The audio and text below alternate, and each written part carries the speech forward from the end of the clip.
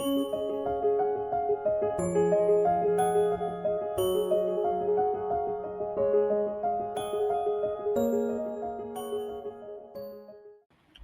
योग महर्षि पतंजलि के उन 3 मार्गों में से एक मार्ग है, जो उत्तम साधकों, मध्यम साधकों और मध्यम से नीचे जो प्राथमिक साधक हैं, अधम नहीं कहेंगे हम, निम्न नहीं कहेंगे, वो प्राथमिक जो प्राइमरी लेवल के पार्टिसिपेंट्स या सीकर्स हैं, उनके लिए 3 प्रकार के मार्ग बताए।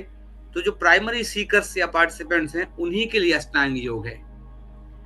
उसके ऊपर जो है पतंजलि ने क्रिया योग का वर्णन किया है, और उत्तम साधकों के लिए पतंजलि ने अभ्यास और वैराग्य, ये 2 माध्यम से अपने ग्रंथ को प्रतिपादित किया है।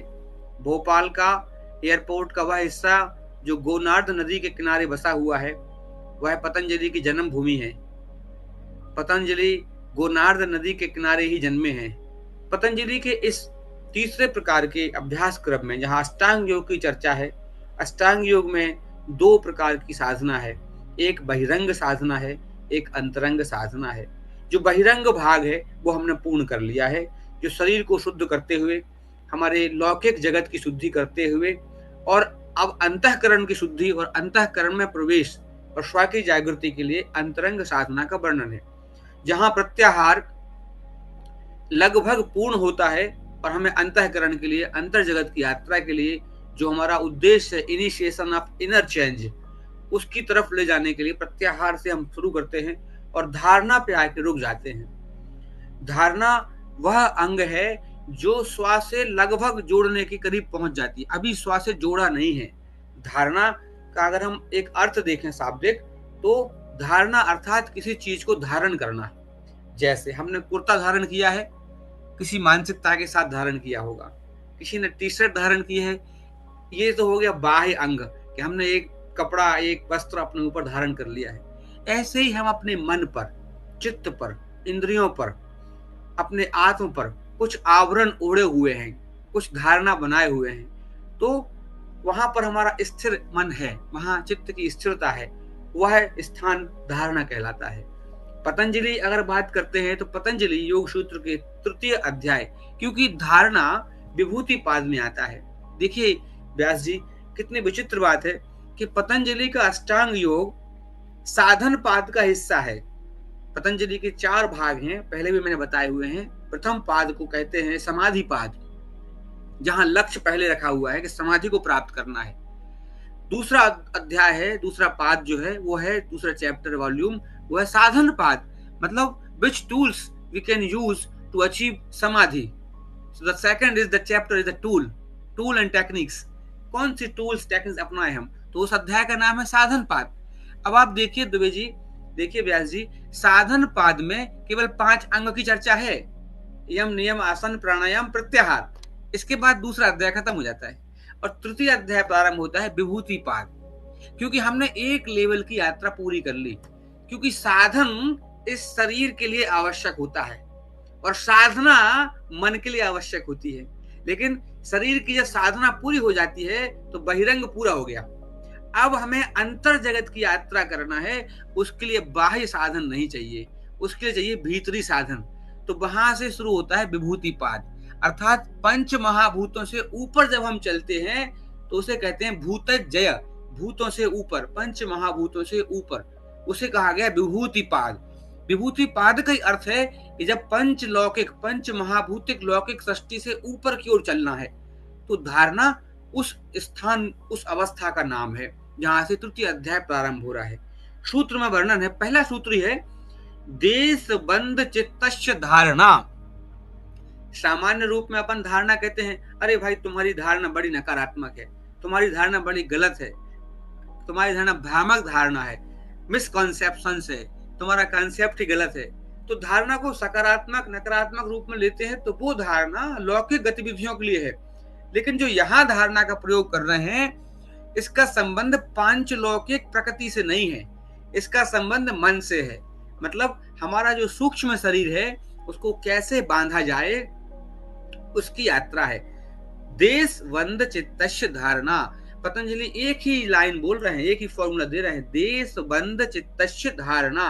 अर्थात देश यानी देश माने स्पेस, कोई भी स्पेस, कोई भी प्लेस, कोई भी स्थान, कोई भी एक विशेष स्थिति या स्थान, वहां पर बंध यानी बांधना।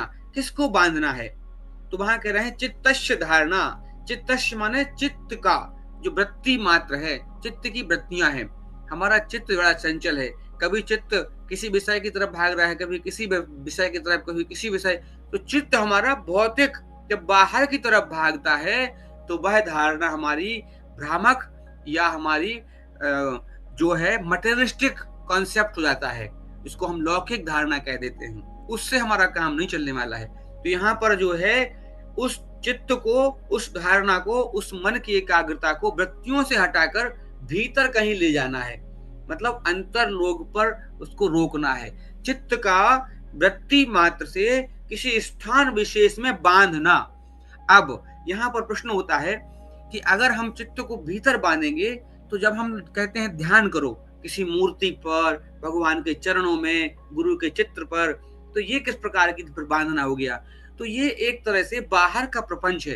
मन को स्थिर करने के लिए हम लोग दीपक की ज्योति पर भी धारणा करते हैं, दीपक की ज्योति पर त्राटक करते हैं, अंगूठे पर देखते हैं, या हम हिमालय पे करते हैं, या सूर्य को देखते हैं, या चंद्रमा को देखते हैं। तो किसी एक स्थान विशेष को, वो हमारा कहलाता है ग्रॉस ऑब्जेक्ट, मतलब जो बाहर का इंद्रिय गोचर विषय है उस पर हम चित्त को बांध लेते हैं, रख लेते हैं, तो वो बाह्य हो गया, बाह्य त्राटक हो गया, बाह्य धारणा हो गई।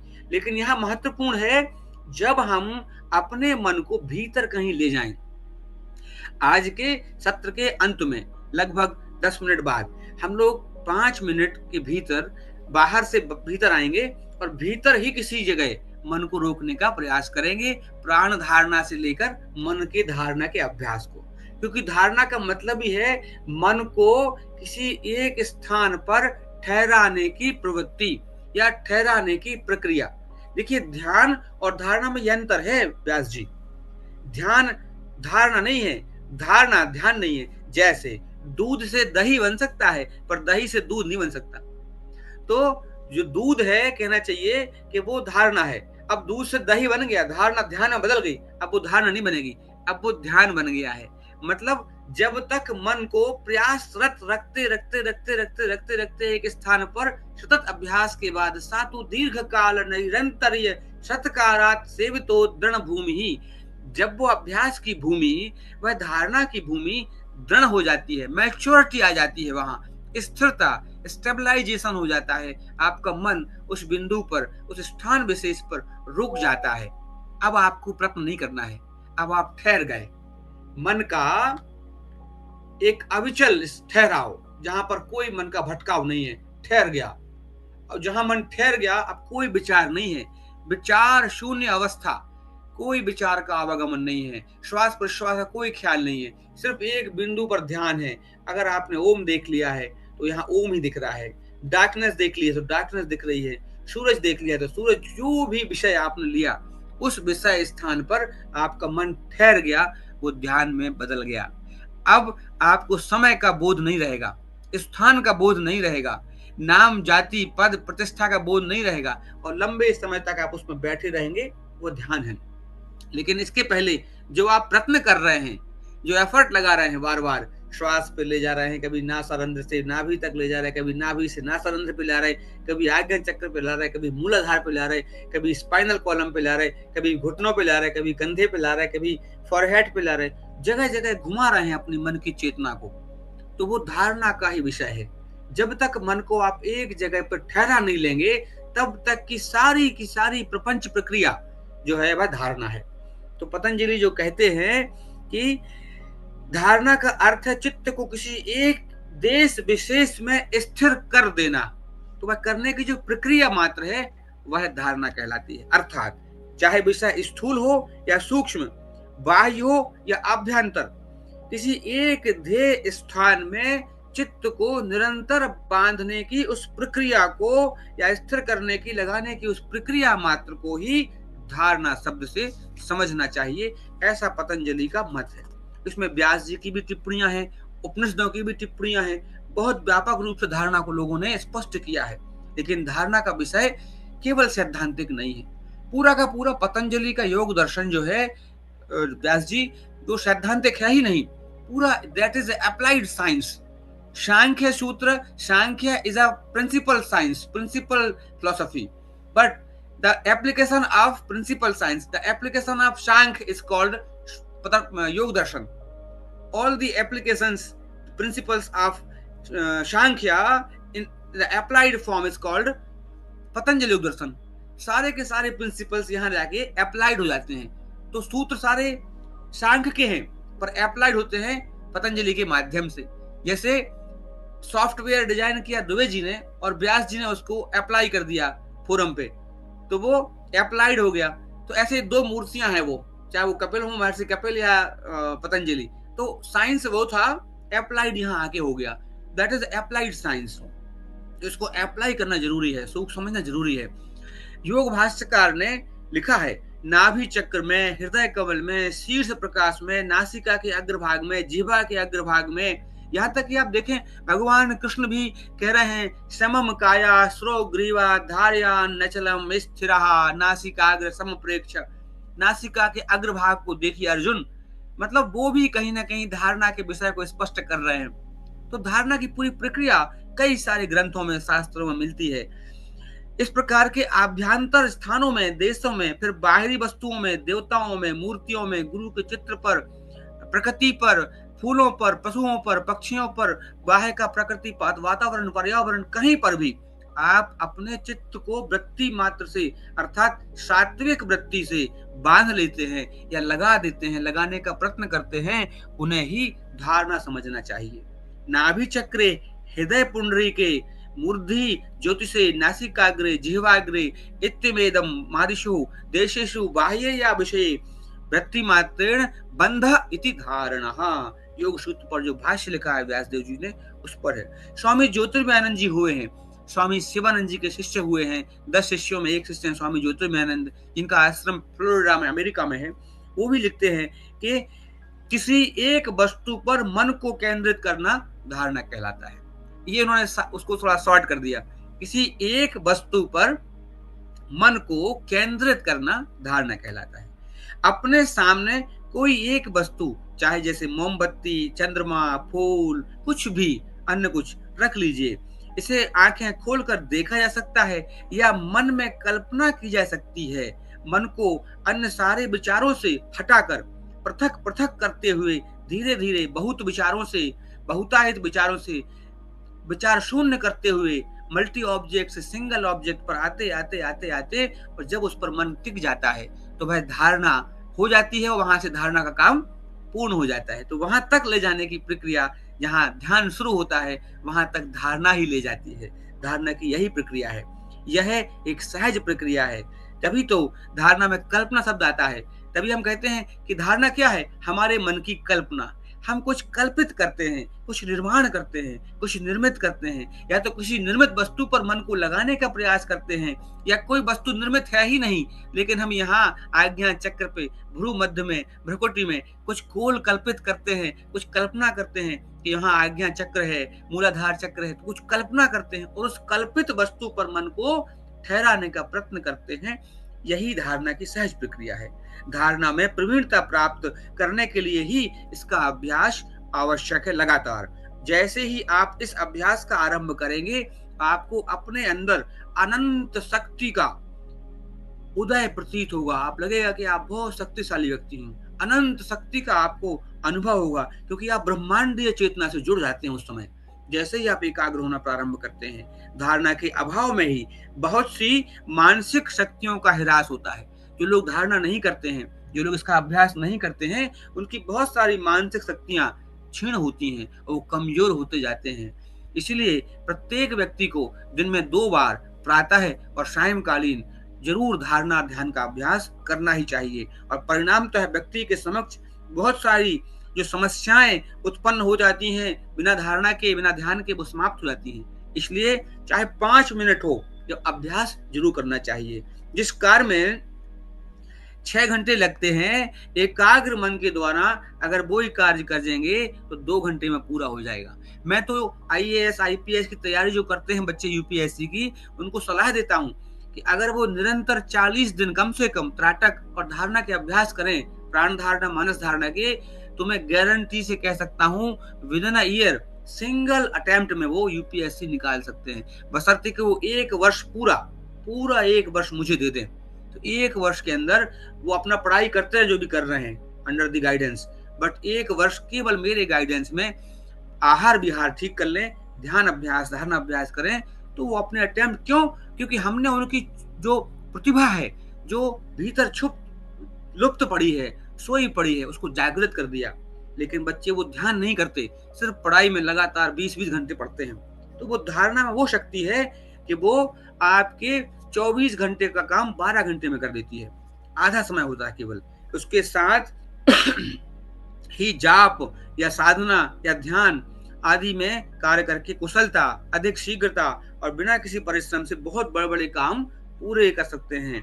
धारणा जैसे-जैसे सतत और प्रवाहमान होगी, लगातार होगी, आप जैसे ही आँख बंद करेंगे और आप स्थिर हो जाएँगे और आप एक समय ऐसा आएगा कि जैसे ही आपने आँख बंद करी, व्यास जी आप निश्चित मानिए, मेरा अनुभव है, आप उस परमात्मा के उस अलौकिक जगत से जुड़ जाएँगे।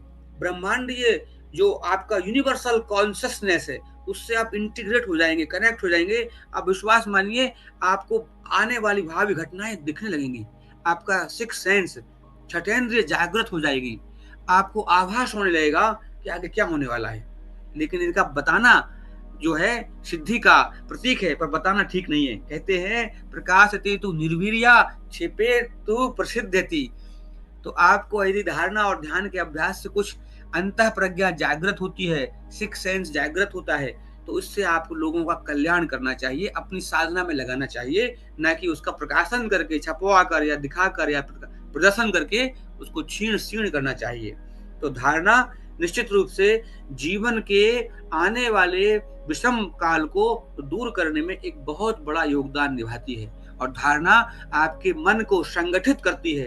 दिन भर, जीवन भर, पूरे जीवन में हम देखें हमारा मन विघटित होकर, विसंगठित होकर, आप देखें बहुत सारे कामों में उलझकर, बचपन में पढ़ाई से लेकर गृहस्थ में जीवन में कितने सारे उलझनों के साथ मन विघटित होते कितना सारा डिसइंटीग्रेटेड माइंड मल्टी ऑब्जेक्ट में बढ़ते विभक्त होकर क्षीण हो जाता है, कमजोर हो जाता है। उस विकृत मन को एकाग्र करने के लिए, संगठित करने के लिए, कंस्ट्रक्टिव वे में ले जाने के लिए धारणा एकमात्र साधन है कि व्यक्ति न केवल लौकिक कल्याण का काम कर सकता है, अपने लौकिक उद्देश्यों को पूरा कर सकता है, अपितु आत्म जागृति, आत्म साक्षात्कार में भी सफलता प्राप्त कर सकता है। ऐसी धारणा की स्थिति है। तो ये धारणा का विषय यहाँ पूर्ण होता है। 5 मिनट हमारे पास हैं, हम 5 मिनट में थोड़ा धारणा आपको अभ्यास कराएंगे, अनुभव कराएंगे। आइए सभी लोग, इसके बाद फिर प्रश्नोत्तरी करेंगे। सभी लोग जैसे भी बैठे हैं सीधे बैठ जाइए, चाहे आप कुर्सी पर हों, सोफा पर हों, पलंग पर हों, जमीन पर हों, wherever you are seated, please occupied a comfortable position। एक आरामदायक स्थिति में चाहे टिक कर बैठ जाइए। शर्त है आपकी मेरुदंड सीधा होना चाहिए। ये बात भगवान श्री कृष्ण भी 6वें अध्याय में कह रहे हैं, समम काया सरोग्रीवा धार्या नचलम स्थिरः नासिकाग्र संप्रेक्षा। पीठ सीधी, गर्दन सीधी, सिर सीधा, कंधे ढीले, मेरुदंड शिथिल एकाग्र, नेत्र बंद, मन शांत। पूरे शरीर को शिथिल कर लीजिए, लेकिन मेरुदंड को थोड़ा ऊपर की तरफ, अंतरिक्ष की तरफ, ऊपर की तरफ खींचिए। Stretch your spinal column gently. सरलता से मेरुदंड को ऊपर की तरफ खींच के रखिए। कंधे शिथिल, मन शांत, पूरे शरीर का भार जमीन में छोड़ दीजिए। जब तक आप शरीर को, वजन को उठा के रखेंगे, आपका मन शरीर के तनाव और जकड़न में रहेगा। शरीर के भार को छोड़ दीजिए, बिल्कुल ढीला। जैसे पानी में जब आप तैरते हैं तो पूरा भार ढीला हो जाता है, ऐसे ही आप मानिए आप पानी के अंदर ही हैं, पूरा भार ढीला कर दीजिए। मन को एकाग्र करने के लिए प्राण धारणा, आइए, अपनी चेतना को पूरे शरीर में घुमाइए, पूरे शरीर में अपनी चेतना को घुमाइए, मन को घुमाइए। कहीं कोई तनाव खिंचाव नहीं है। धीरे धीरे अपनी देह धारणा से प्राण धारणा, मन को एकाग्र करिए। नासा रंध्रों से, नासा मार्ग से नाभि पर्यंत, from nostril to navel, try to observe your depth of inhalation and length of exhalation. गहरी श्वास लीजिए, लंबी श्वास छोड़िए। अपने मन को नासा द्वार से नाभि तक भीतर उतारिए। श्वास छोड़ते हुए नाभि से नासा मार्ग तक आइए, ऊपर चढ़ाइए। अपने मन को नासा रंध्रों से प्रवेश करते समय ठंडे गर्म का अनुभव कीजिए। दाहिनी नासिका से गर्म हवा, उष्ण पवन और बाम नासिका से शीतल पवन का अनुभव कीजिए। इस उष्ण शीत का एक साथ अनुभव, श्वास लेते समय शीतोष्ण अनुभव एक साथ, और यह शीतोष्ण जो सूर्य चंद्र की शक्ति, सोलार लूनार फोर्स इंटीग्रेटेड होकर, संयुक्त होकर नासा मार्ग से स्पर्श करता हुआ, कंठ से नीचे उतरता हुआ, लंग्स में, फेफड़ों में प्रवाहित होकर नीचे नाभि तक स्पर्श करता हुआ, पूरे शरीर में व्याप्त हो रहा एक तरंग अनुभव करते हुए, एक संवेदन, एक सेंसेशन, एक तरंग का अनुभव करते हुए पूरे शरीर में उस प्राण तत्व का अनुभव कीजिए। श्वास छोड़ते हुए उसकी लंबाई का अनुभव, मन को बाहर ले जाइए। श्वास लेते हुए मन को नाभि तक ले जाइए। लंबी श्वास छोड़िए, गहरी श्वास लीजिए। श्वास प्रश्वास के सहज होने पर, सरल होने पर, सतत होने पर अपनी चेतना को धीरे धीरे आज्ञा चक्र, भ्रू मध्य, भ्रुकुटी, दोनों भौं के मध्य, बिटवीन आईब्रो सेंटर पर ले आइए। कुछ देखने का प्रयत्न कीजिए। Try to observe, visualise something at eyebrow centre. It may be dark curtain, it may be dark seat, it may be some light, some lightning like a candle lamp. भ्रू मध्य में, उस काले चिदाकाश में आप एक ज्योतिर्पुंज का, प्रकाश पुंज का आकार देखने का प्रयत्न कीजिए। कल्पना कीजिए वहाँ आपके तीसरे नेत्र के समान प्रकाश जागृत हो रहा है। जैसे आपकी दो आंखें, ऐसे ही एक तीसरी आंख वहाँ खड़ी है। यहाँ हॉरिजॉन्टल फॉर्म, वहाँ वर्टिकल में तीसरी आंख है। वहाँ तीसरा नेत्र खुला हुआ, थर्ड आई ज्योतिर रूप में, प्रकाश पुंज के रूप में झिलमिला रहा है। उस प्रकाश पुंज का प्रकाश संपूर्ण शरीर को आलोकित, स्वर्णमय आलोकित करता हुआ एक नवीन नूतन ऊर्जा का स्पंदन पूरे शरीर में करता है।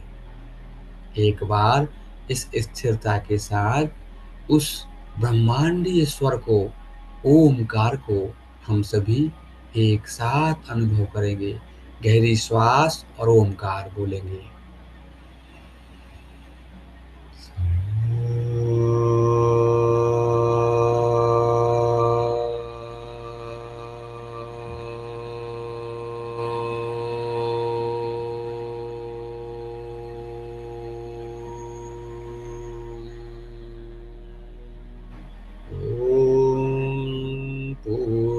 पूर्णमदः पूर्णमिदं पूर्णात् पूर्णमुदच्यते पूर्णस्य पूर्णमादाय पूर्णमेवावशिष्यते।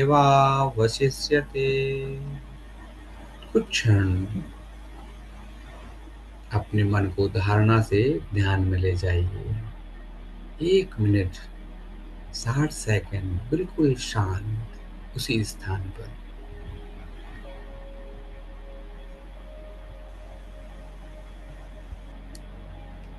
ओम शांति शांति शांति ही। हरि ओम। श्री गुरुभ्यो नमः। हरि ओम। अपने दोनों हाथों को जोड़ लीजिए और आपस में रगड़ते हुए, इष्ट को नमन करते हुए अपने नेत्रों पर उस ऊर्जा का अनुभव, give a gentle massage, heal your eyes and face. संपूर्ण शरीर का अनुभव स्पर्श करते हुए धीरे से नेत्र खोलिएगा। हरिओम तत्सत। हरिओम तत्सत। यह धारणा का प्रायोगिक अभ्यास भी पूर्ण हुआ। आप सभी का जीवन शुभ हो, मंगलमय हो, आरोग्यमय हो। किसी के मन में कोई जिज्ञासा और प्रश्न हो तो आमंत्रित है। सर, मेरे मन में एक प्रश्न है कि कई बार ऐसा होता है कि सर, जैसे अभी 2 प्रश्न, सॉरी, मैं एक प्रश्न ये सर, जैसे अभी आप हमको ध्यान की ओर जब ले जा रहे थे तो कई बार ऐसे नींद का अनुभव होने लगता है कि नींद सी आ रही है। दूसरी चीज सर कि कई बार मन इतना विचलित होता है कि हम भले ही अभ्यास में हैं कि हम ध्यान कर रहे हैं, जैसे मैं 5 मिनट का रोज सर मतलब ध्यान करती हूँ, लेकिन फिर भी सर वो जो तनाव होता है उस दौरान हमारा ध्यान सर हो ही नहीं पाता है। तो सर मैं आपसे ये दोनों प्रश्नों के उत्तर जानना चाहूंगी। निश्चित रूप से निधि जी, देखिए, जब भी मन शांत होगा और अगर वो बाह्य भौतिक जगत से विचलित है तो निद्रा आएगी। निद्रा और समाधि में ज्यादा अंतर नहीं है। निद्रा में मन शांत होता है और समाधि को प्राप्त होता है, लेकिन वह समाधि में अपना अस्तित्व भूल जाता है। उसमें अस्तित्व का बोध नहीं, स्वप्न जगत में चला जाता है और कुछ उसकी मानसिक गतिविधियां निरंतर चलती रहती हैं। तो समाधि के वो छोर को छू लेता है, लेकिन समाधि की गहराई में नहीं पहुंच पाता है। और समाधि में जागृत अवस्था से जाता जरूर है, लेकिन जब वो वहां पहुंच जाता है सुषुप्ति अवस्था में, तो वह अपने अस्तित्व को पूर्ण रूप से भूल जाता है और एक ऐसी गहराई में जाके समझ आता है जहां वहां पर कोई विचलन नहीं होता है, मन की कोई अशांत अवस्था नहीं होती है और उसको वो आनंद प्राप्त होता है जिस आनंद के लिए ही हमारा जन्म हुआ है। तो बहुत अंतर नहीं है। तो नींद आना कोई बुरी बात नहीं है। इसका मतलब है कि आपको उन तरंगों का अनुभव हुआ और मन हमारा थोड़ा शांत हुआ। उस समय अगर आप अपनी ब्रेन की मैपिंग करेंगे तो आप देखेंगे कि डेल्टा वेव्स मिल रही हैं, है ना। अल्फा, बीटा, गामा, डेल्टा, ये जो वेव्स होती हैं, जैसे जैसे गहरी वेव्स होती हैं वो डेल्टा फॉर्म क्रिएट करती हैं और आपकी नीली तरंग है, नीला, जैसे मैं आप मेरा बैकग्राउंड देख रहे होंगे, ऐसी नीली तरंगों में आप अनुभव करते हैं अगर मैपिंग करेंगे तो। दूसरा, जो भी जीवन की भागम भाग है, जब थकान होती है तो आपको करना कुछ नहीं है। एक स्थान पर शांत अवस्था में, जो मैंने अभी किया 5 मिनट, इसी को ही कर लीजिए प्राण धारणा। अपने आने जाने वाले प्राण को देखते देखते देखते देखते, और जब वो थक जाएगा, जैसे एक बंदर, बंदर को जैसे मंकी माइंड कहा है, मन को भी बंदर ही कहा है, मंकी माइंड। तो बंदर को अगर आप छोड़ देंगे तो वो इस डाल पे कूदेगा, उस डाल पे कूदेगा, वो डाल तोड़ेगा, ये डाल तोड़ेगा, पत्ता तोड़ेगा, फूल तोड़ेगा, आपको चिढ़ाएगा, आपका सामान छीन लेगा। मतलब वो इतना तंग करेगा कि वहां 100 लोग होंगे तो परेशान हो जाएंगे। तो उसमें मदारी क्या करता है, उसके गले में चैन डाल के और पेड़ में बांध देता है। तो बंदर की कितनी हैसियत है, नीचे आएगा ऊपर चढ़ेगा, ऊपर आएगा नीचे आएगा, बस बंदर नीचे ऊपर चढ़ता रहता है उस डगाल पे और भाग नहीं सकता कहीं, क्योंकि वो बंधा हुआ है उस डोरी से और वो ऊपर नीचे चढ़ता रहता है। जब वो बंदर थक जाता है इस उतार चढ़ाव में तो डाल पे जाके बैठ के सो जाता है।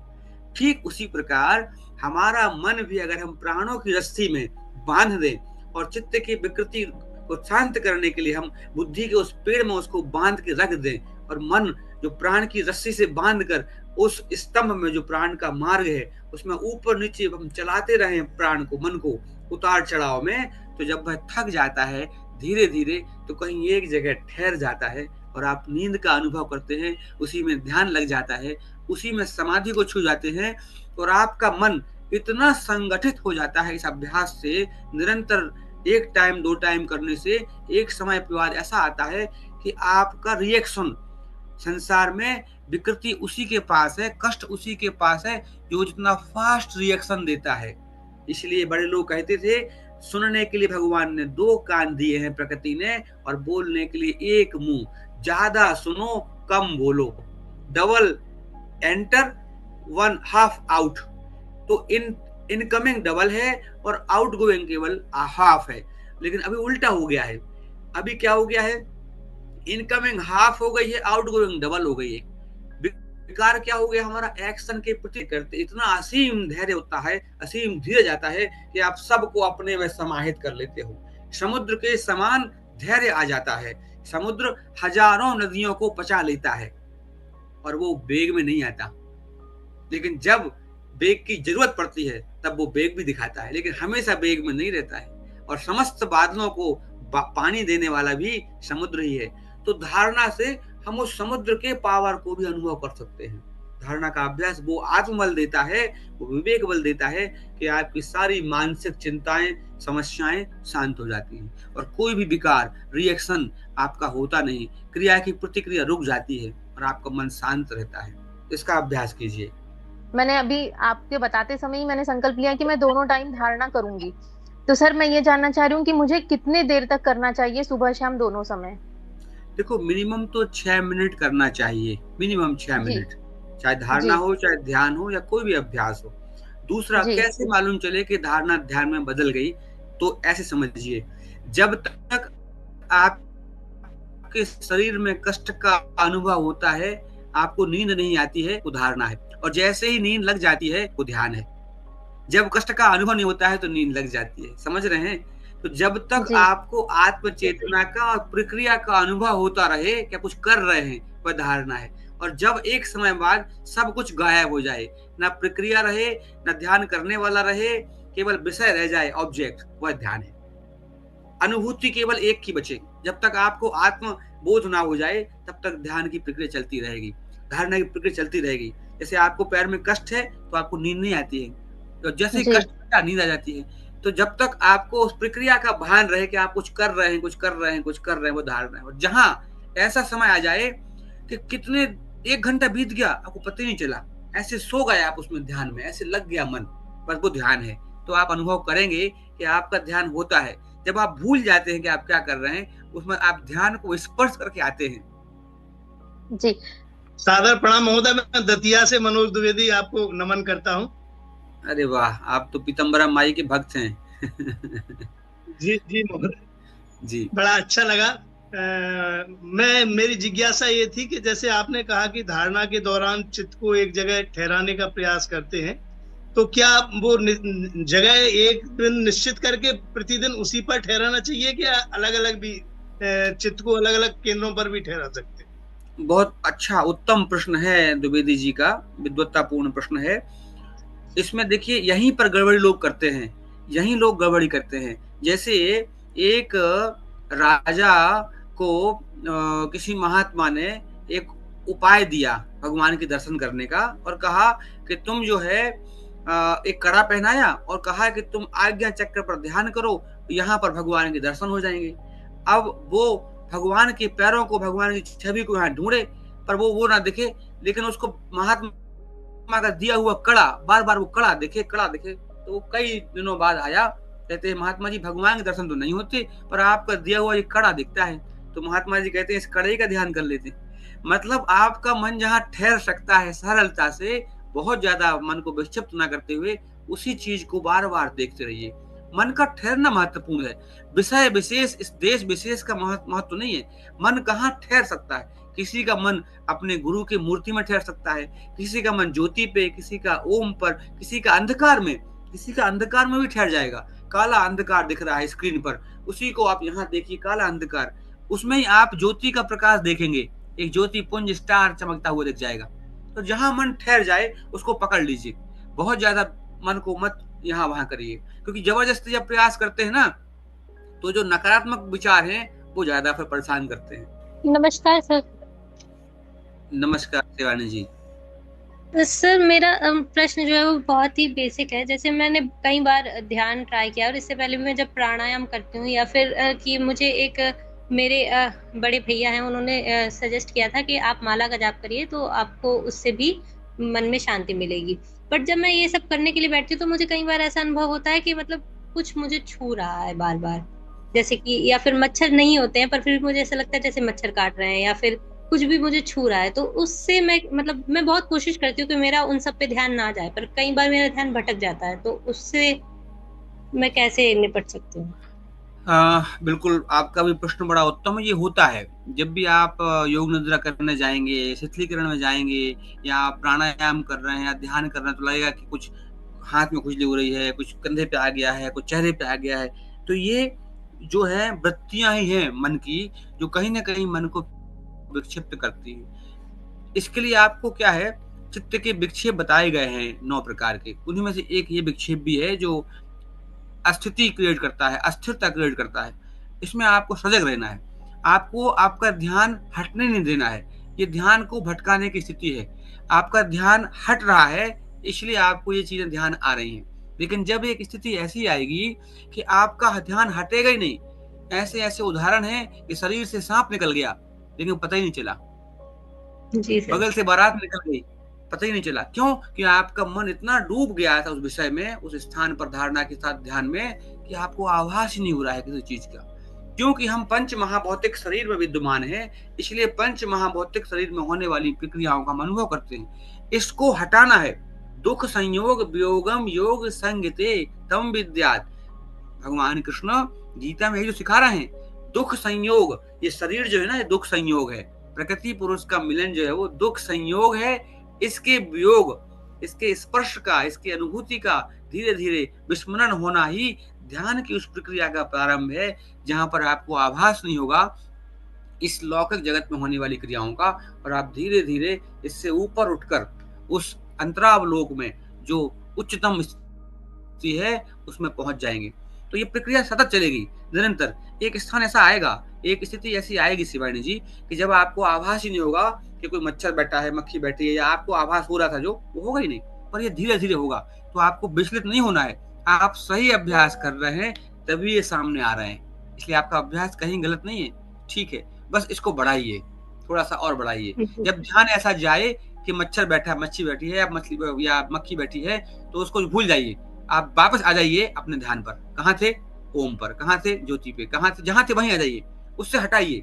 जहां रखना है वही तो धरना है। उस स्थान को बार बार कहते हैं, जब हम ध्यान पढ़ाएंगे अगली बार, तो ध्यान में इसको स्पष्ट करेंगे।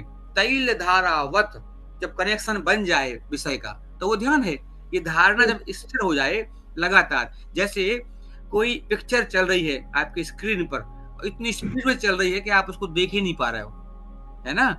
तो इस प्रकार धारणा लगातार चल रही है, तो उसको ऐसे चलाना है कि आपका ध्यान उसको पकड़ ले, उस चित्र को, और लगातार उस चित्र को देखता रहे। लेकिन जब वो चित्र आपकी स्मृति से विचलित होगा, वह बिंदु, वह देश, वह स्थान, वह विषय, तो आपका मन कहीं और जाएगा। तो उसको हटने नहीं देना है, उस विषय को सामने दर्पण पे, अपने चित्त के दर्पण पे रखना है, लगातार रखना है, उससे हटे ही ना, निरंतर रखना उसको। जी, बहुत बहुत धन्यवाद सर। और आज का जो ध्यान था वो भी मुझे काफी अच्छा लगा। आप जबकि आपने बोला कि अब आप आंख खोल लीजिए, तब भी मेरा मन नहीं कर रहा था कि आंख खोलो, और ऐसा लग रहा था कि कंटिन्यूअसली करते रहो। समय की मर्यादा थी, समय की सीमा थी। मैं बहुत अनुशासन प्रिय हूँ, प्रयास करता हूँ कि मैं समय का पालन करूँ, समय से सब चीजों को संगठित करूँ, संचालित करूँ।